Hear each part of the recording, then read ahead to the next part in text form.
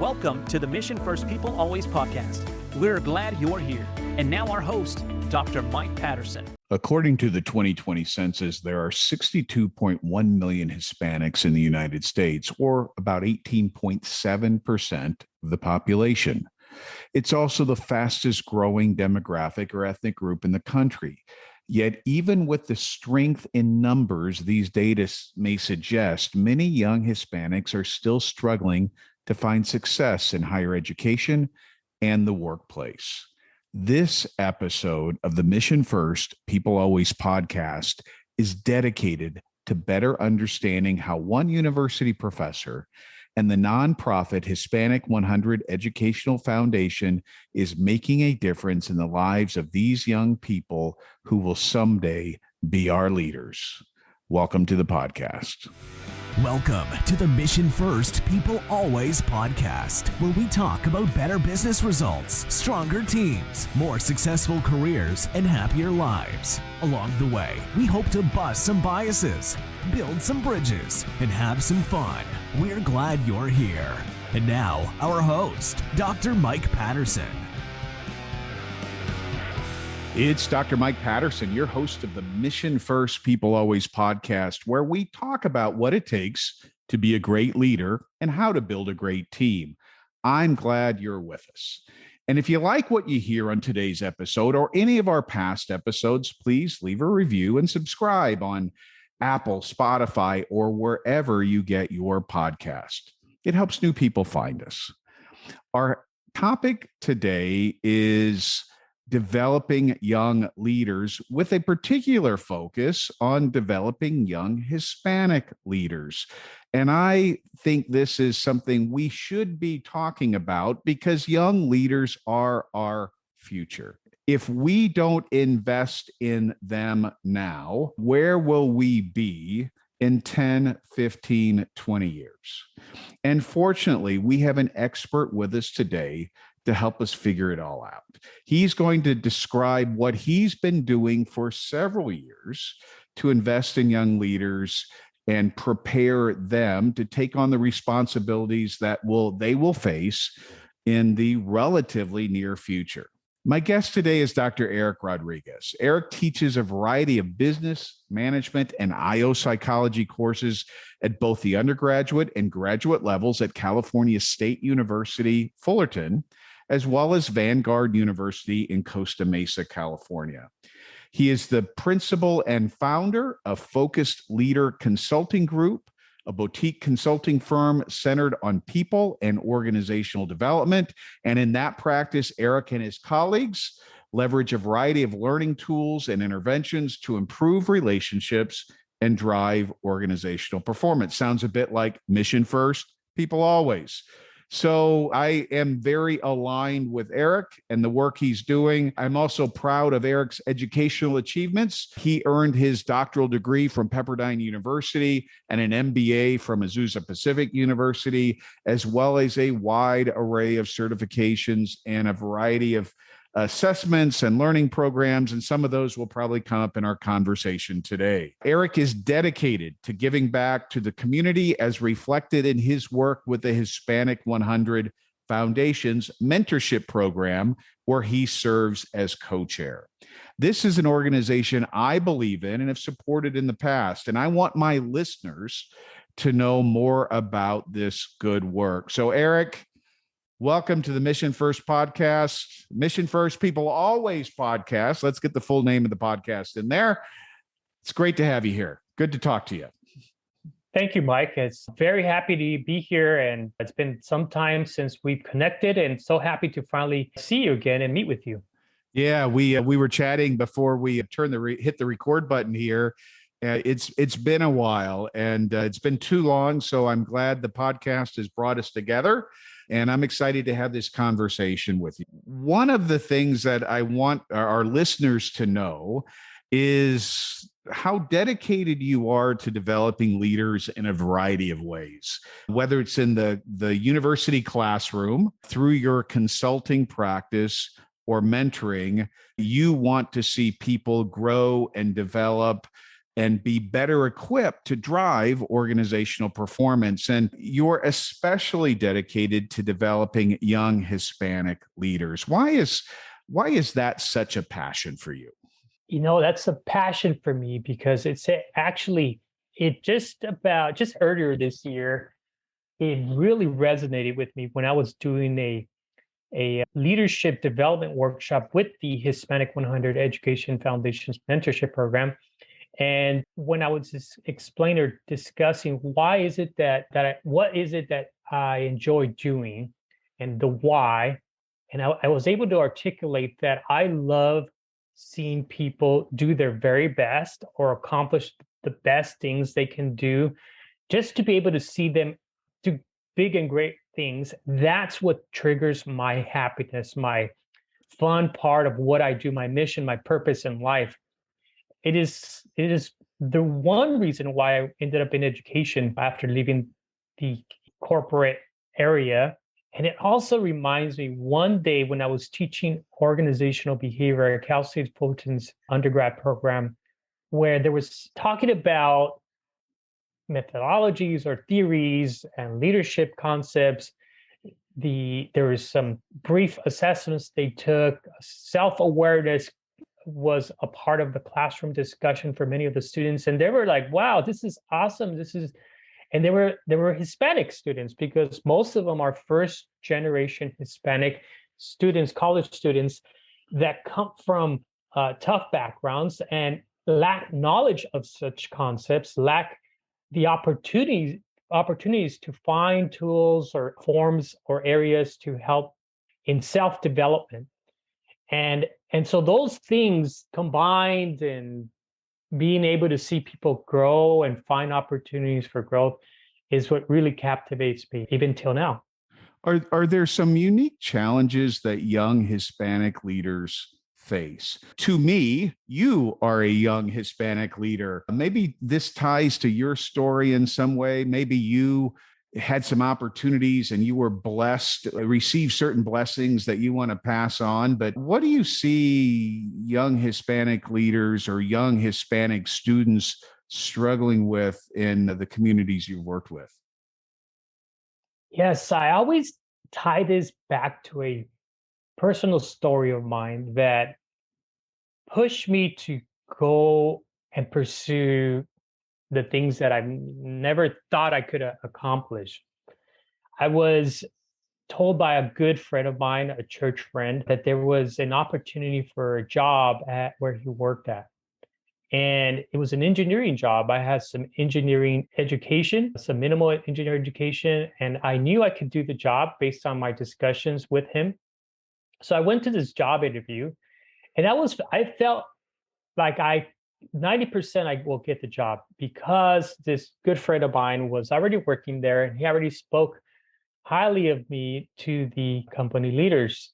So when I went to the interview with the HR individual, the interview was going okay. I just felt like the interviewer was a little bit distracted, or maybe just wasn't really into me. And he asked me this one question. He asked me, "Do you have a degree?" My response was, "Yes, I have an Associate of Science degree." And he told me, just like this, "That's not a degree. Whether some people view it as it is not or it is, it's just the way he said it." Made me feel so small. I left the room. I felt really crushed. I felt crushed because with my upbringing, I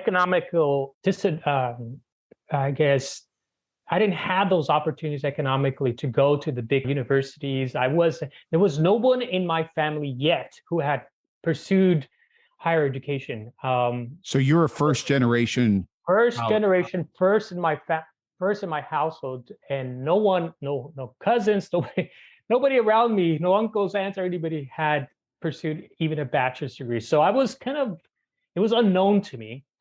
So with that, I felt crushed, and I realized, okay, I never want to be in that situation. I never want to have those feelings ever again in my life. So I went back to school. I researched. I went and pursued my bachelor's, got my bachelor's in management, and then at that current job, I was promoted to being groomed to become a project manager. I was happy. And I said, but this is not enough. I still never want to be in that situation again. So I ended up going to look into both my colleague and I, the same guy, same individual who told me about the job. We both ended up enrolling for the MBA at SUSE Pacific. So the MBA program is very rigorous. I wanted to quit on the second semester. It was so difficult, so challenging, but I ended up graduating. I got my MBA, and then then the 2008 crisis hit, the housing crisis hit. I was unemployed with an MBA. And here I felt the same feelings that every time I applied, someone with MBA and experience could not get a job. I felt small again. I just couldn't believe I was going through those same feelings. So I ended up teaching part-time in a small business program.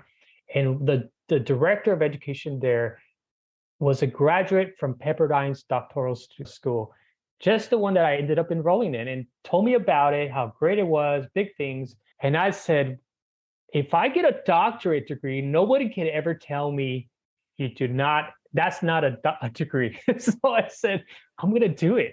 I wanted to quit at the day of orientation. There's 3-day orientation. And on the third day, I wanted to quit because I said, what am I doing?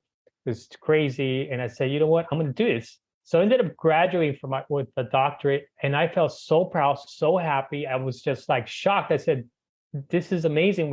It was not just about the degree at the day of graduation. It's about the growth I had obtained and just developed internally.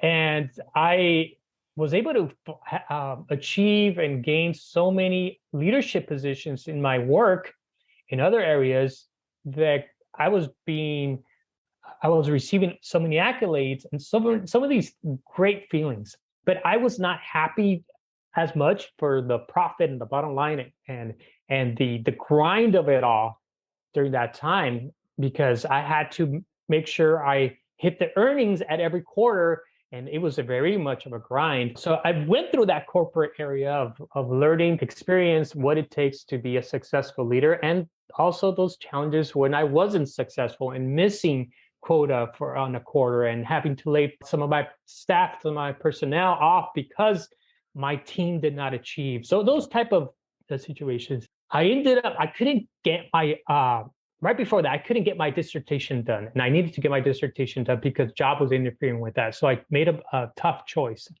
I ended up resigning and living off my savings to finally get my dissertation done and complete.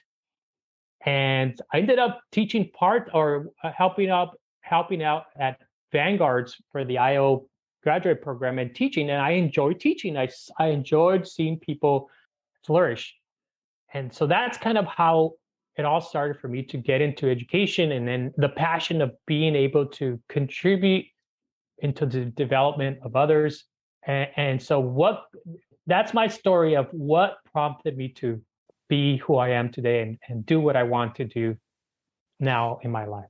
So Eric, as a first generation college student, you can relate to the so many students that you interact with in the Hispanic 100 program who have no role models, who have no close relatives or maybe even friends who made that leap from high school to college. Just how hard is that? I can only imagine what it's like to have no idea what that next step is. Maybe the inability to even fathom that I can do this because others have done that. How does that play into your work with the Hispanic 100? Is part of what you're doing helping people recognize that pathway to the future that you figured out sort of on your own?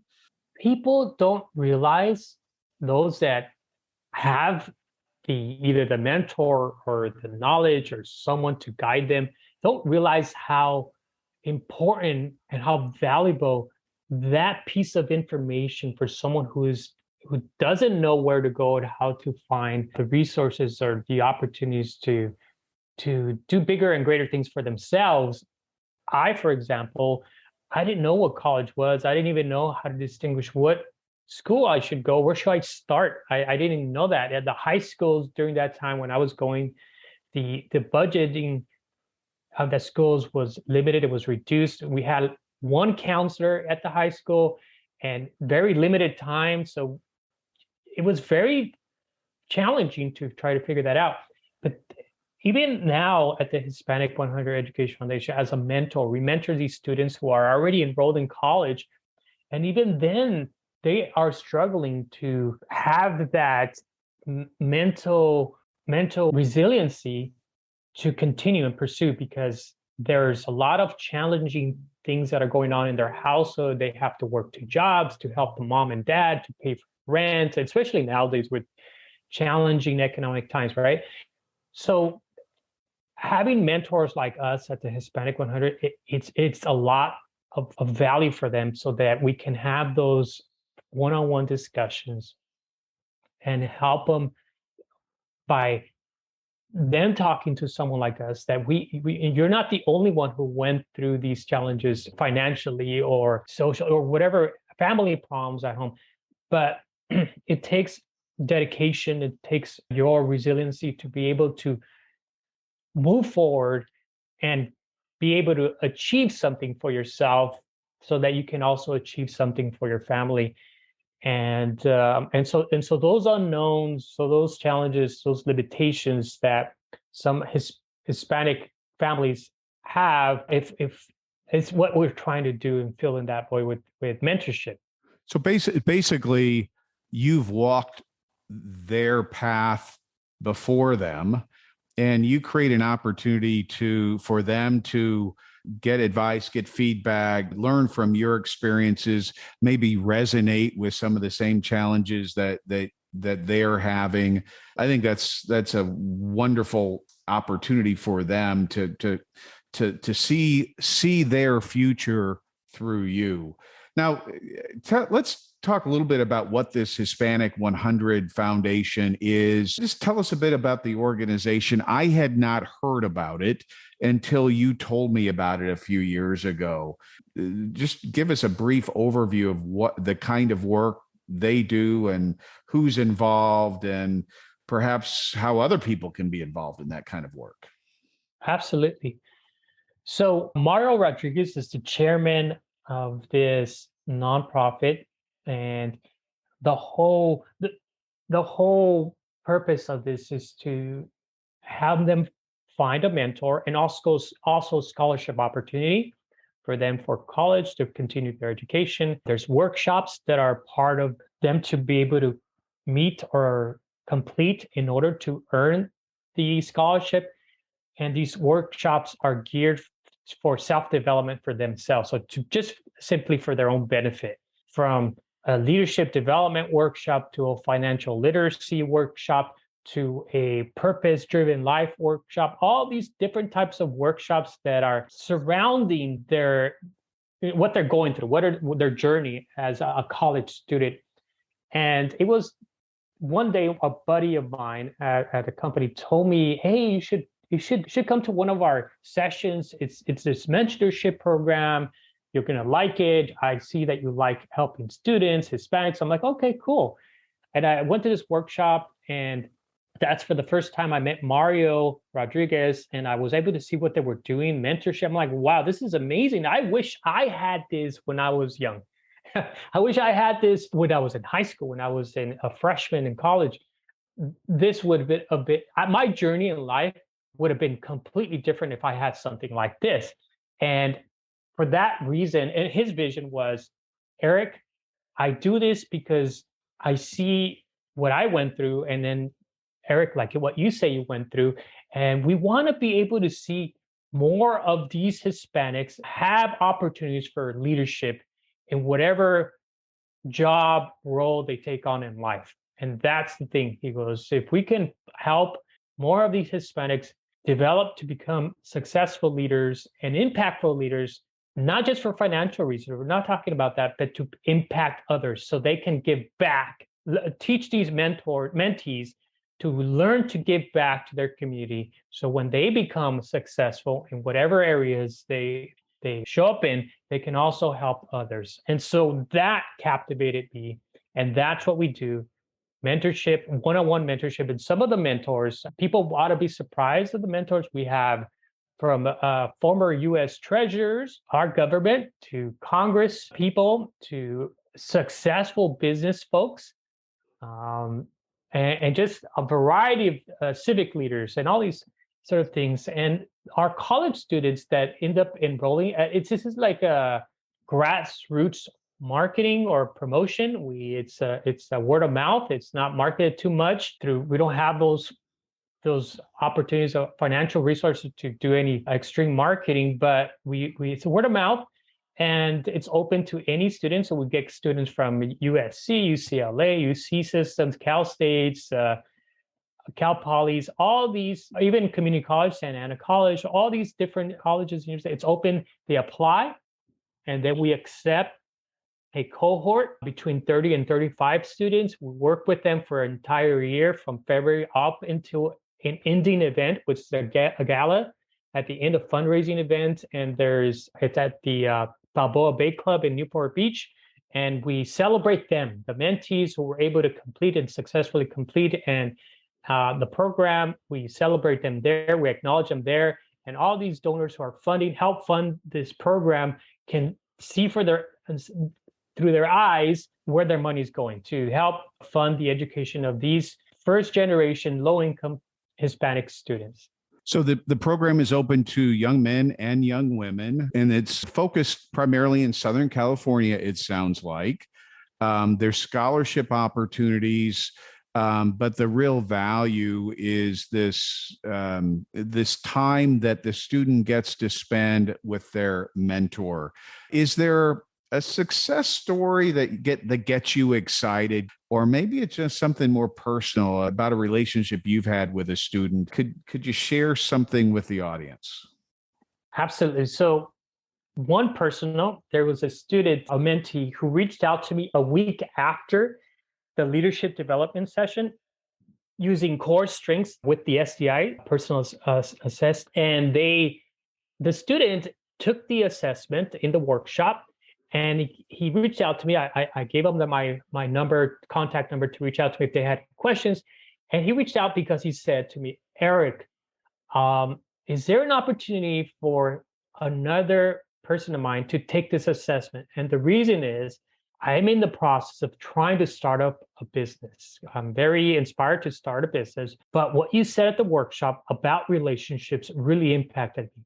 I want to know that if the partner is a good fit for me, are we in line? Do we know each other very well, so that we can avoid conflict as we go through the growing pains of developing this business? So, I thought to myself, wow, this is actually pretty cool. They're putting it to practice. This is an important self-development tool for them, and they're taking it to heart, and they're using that because they realize that relationship is a key ingredient for success.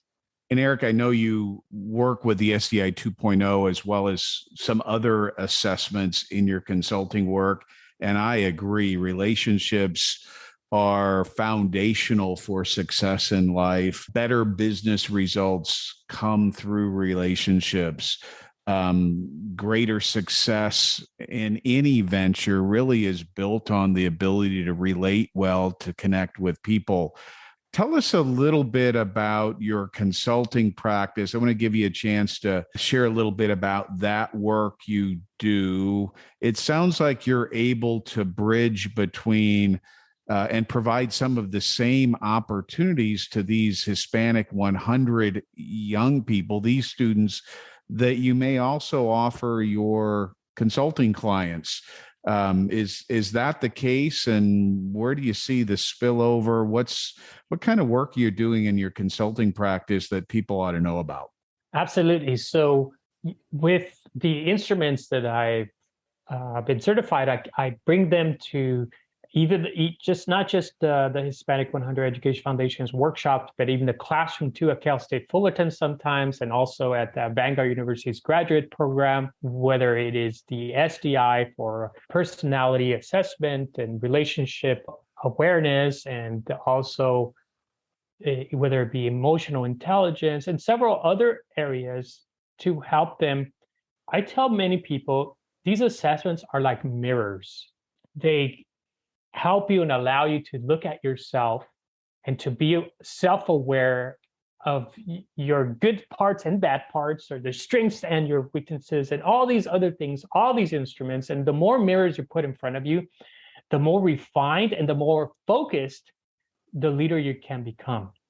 You know, what I'm excited about in terms of this conversation is the fact that you've illustrated the importance of this virtuous cycle that we can all engage in. Your focus is on the Hispanic 100 and giving back, and that and that way, using of these assessments that you use in your consulting practice. But I think we all have the opportunity, and we're all called to give back. I think it was John Wooden that said, it's impossible to live, and I'll paraphrase the coach here, it's impossible to live a perfect day or to have a perfect day unless you've given to someone something to someone who has no way of paying you back. And I doubt that any of these students you work with will ever pay you back personally, but you're giving to them. But what we would ask of them, and what we really should be a sense of purpose for all of us, is the ability to give to others so that they will be blessed, and give to others so that they will be blessed and give to others. You know, bottom line is we are here blessed to be a blessing to others. And I think that's what you're doing with the Hispanic 100. And I just applaud your work, Eric. I always like, and I also want to add that I always say this too, that giving back is also a selfish thing. I've heard this many times in other podcasts and other things. It's a selfish thing, because when I do give back, it is the reciprocation for me is be happy to see the smiles, to see someone thrive, to see someone grow. If I never see someone come back and thank me, I've already gotten rewarded, because those good feelings already came to me, because it felt good when I was at that moment that I was giving. And I felt good when I saw them, those aha moments, and they're like, wow, this is amazing, or wow, I've learned a lot. So that's already given back to me. So it's a selfish thing when we give. We get our reward in a variety of ways, both through that satisfaction and the sense of purpose we enjoy when we see people grow and develop. And then I think there may be rewards other places for those who invest in the lives of others. Eric, I always like to end the program by giving folks something that's practical, something that our listeners can begin applying right away to be a better leader, a better teammate, or maybe a better mentor, since we've been talking about mentoring today, to someone in their sphere of influence. So give our listeners some practical advice, just a bit. Yeah, you know what? That's a unique question. And it brings me back to when I was when I just gotten promoted as an executive director, one of my jobs, one of my employers. And one of the things that I felt lacked in corporations was that sometimes you get promoted and it's sink or swim, go. There's not much of developing the leader promoted or preparing them for that. So I thought about that. And the reason I say that is because I had a team who was a stellar all-star team. And the company realized that I had an all-star team. And so some of my team members starting to get promoted, and I would lose them to other units. So they were moving them, and it's good that they develop and they go and they grow and they get bigger and greater challenges and bigger pay and promotion. But what about the void? Like, who fills that void? And so I wanted to know that if I lose someone good, that I have a good person replacing that person. And so that part was kind of like, was the thing that I saw. So I told my boss, I said, what if I I plan on doing it's kind of a mentorship thing at my job, and I'm going to call it, and I called it Passport to Leadership is what I called it. Just I got to give it a name. So I call it Passport to Leadership. And so I asked all of my directors, please, every other week, we're going to have a meeting, an hour meeting. So put that on your calendar on a Friday, like in the middays, so that usually that's kind of a slower week. Sometimes it was a crazy week, but I said, you need to book it on every other week on 1 hour and bring along not just yourself, but 2 people in your team that you think could replace you. Like if you were no longer here, what are those 2 individuals that we can develop to fill your void? Or if you need to go on vacation, those 2 people can be dependable, and we can count on them to run the unit in case you're not there. Or in my eyes, in case they got promoted, I lose someone good, could I count on these 2 other people? So we had some awesome conversations. I would bring some unique things. We talk about emotional intelligence, or if I showed a inspirational video. I remember a director one time cried because it was about pursuit and thriving under pressure. I mean, all these things, and it just became such a personal conversation with my directors. We not only did we end up get closer, but it was an opportunity to develop and mentor other people in our work.